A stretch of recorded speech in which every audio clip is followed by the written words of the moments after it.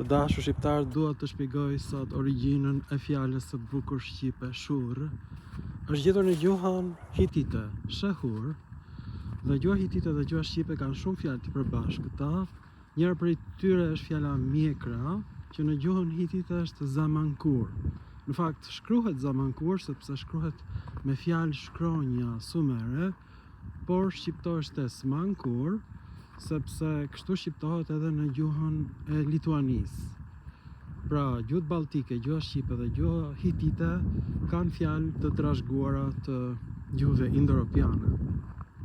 Tani kjo është shumë e rëndësishme. Pse? Sepse kjo gjendet edhe në gjuhën greke, ouron. Është një fjalë në neutër dhe ka kuptimin ujë ose ujë të hollë.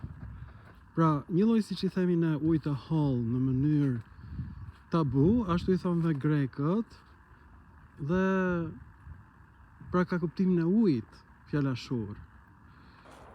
Nga e diun këtë?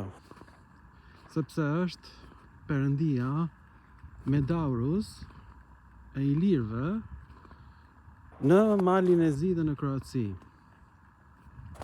Kjo perëndi njësohet me perëndinë e Poseidonit.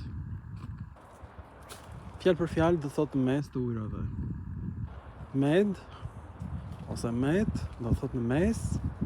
Ka dhënë dhe origjinë e fjalës shqipe mes dhe mjet. Zbulim epokal. Për Medaurusin nuk e ka ditur as Jokli, as Majri, as Pederseni, dhe ky është shpjegimi im. Pra, gëzoni shqiptar për fjalën e bukur shurr, sepse është gjetur në gjuhën hitite.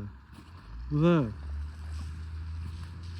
është një gjuhë e shkruar me fjalë shkronja sumere në vitet 1800 para erës sonë, përpara se sa të ngrihej ndonjë qytet ilir ose helen.